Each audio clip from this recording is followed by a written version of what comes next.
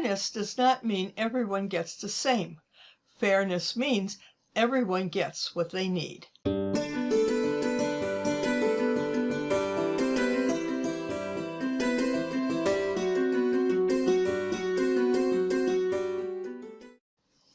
Hi, I'm Linda Watson-Call. I'm so glad you could join me for today's episode of Dragonfly Soup. The word fair has a lot of different meanings depending on what's happening to you.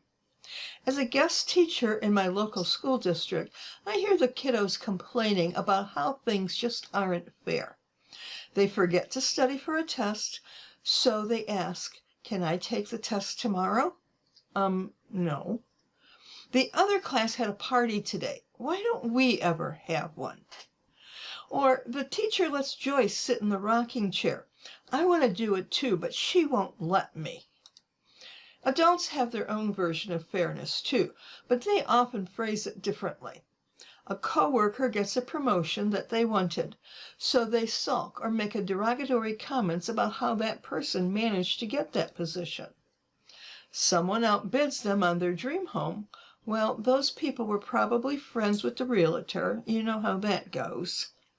Or tragedy hits, and they want to either get everything they think they deserve because of it, or want to know why it happened to them and not somebody else. Are any of these incidences really unfair, or do they feel unfair because we'd like the situation to be different?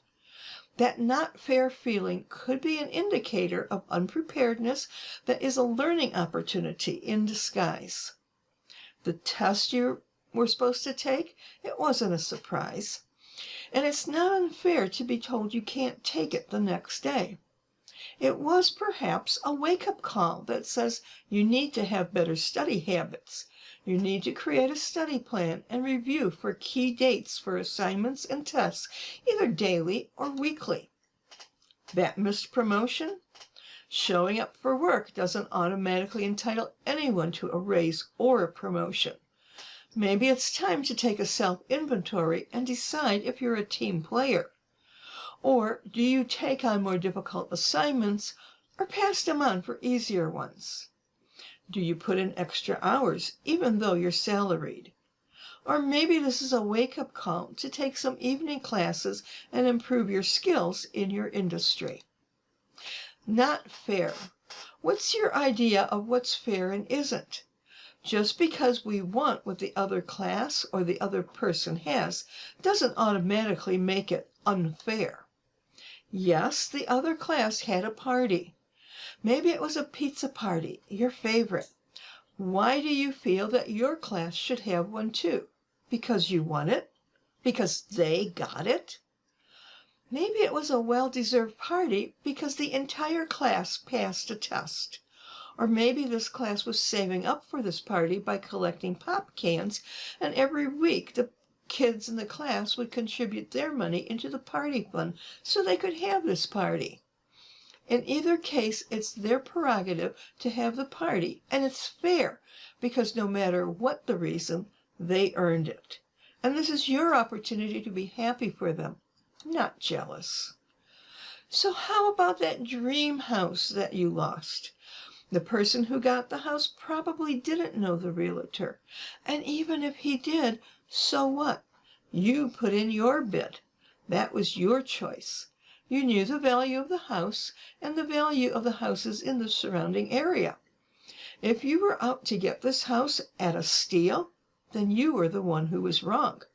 The other person obviously did his homework, knew the value of the house, and placed his best bid. Yours was too low. He got the house. It is fair. The rules were, highest bidder wins the house. It's up to you to accept the fact that you've been outbid. Maybe they need this house more than you. Maybe your house, the one that's a better fit, will show up in a matter of weeks or days. So that leaves us to the classmate that always gets to sit in that rocking chair. And it's so not fair because you want to sit in that chair too. Did you know that that student had back surgery and that she is in pain if she doesn't have something to support her back? Yes, she wears a brace, but it isn't enough. The support from the back of that rocking chair helps most of the time. Would you be willing to accept her back pain to sit in that chair? Not fair? Does she ever complain that the rest of the class gets to sit on the rug or can do things that she can't? Maybe it's not fair that you have a healthy back and she doesn't. Tragedies are always hard. I won't say they aren't, but they happen.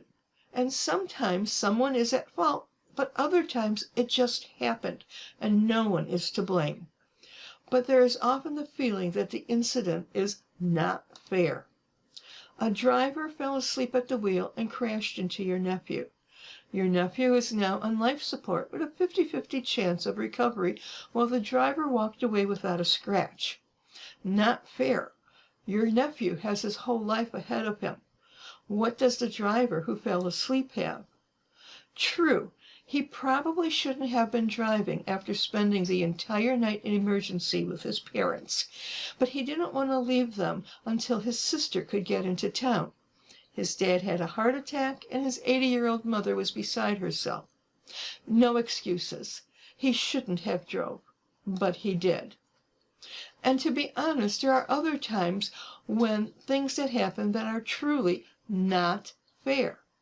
Take 9/11. On September 11, 2001, over 3,000 people were killed by an act of terrorism. The assassination of our leaders, John F. Kennedy and Martin Luther King, come to mind. Their deaths were not fair to them, their mission, their families, or to our nation. Hurricanes, tornadoes, tsunamis wipe out neighborhoods and villages. These acts of nature are not fair to the families who lost their lives or their families. Yet, so often, when such tragedies occur, something good comes out of it. Whether it's public education so others won't fall victim, or better law enforcement to safeguard others. So often there is a positive response to these tragic events. In his book, The Red Pyramid, Richard Royden wrote, "Fairness does not mean everyone gets the same.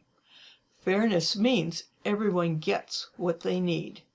And sometimes what we need is a wake-up call, a call to action, or the discovery of empathy within us and the recognition that other people have issues that they're dealing with too.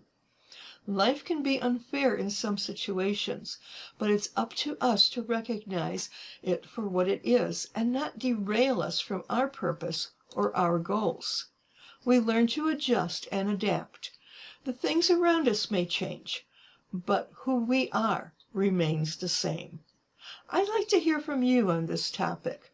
Share how you were able to adapt when life was unfair to you in the comments below or in an email. And I'll see you next week, right here on Dragonfly Soup. Here's to our transformation and our best year ever. What does your dream life look like? A home in the country? A great paying job? Your own business? It can be yours, you know.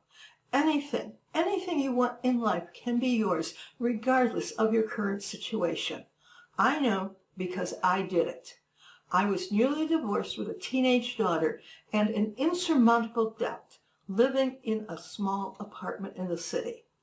Within 5 years, my income skyrocketed. I built my dream home in the country and started my own multimedia development business. I also realized my childhood dream of owning horses. I was able to do this because I discovered the way the universe works and how you can manifest everything you want by following specific principles. These principles have been followed by some of the wealthiest people in our country: Andrew Carnegie, Thomas Edison, even Benjamin Franklin. You can learn these principles, and they are now in my book, Living an Abundant Life.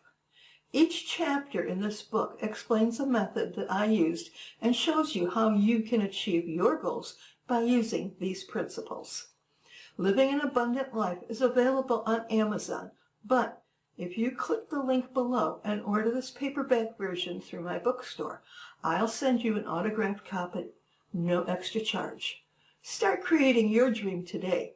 You have the power, and this book will show you how.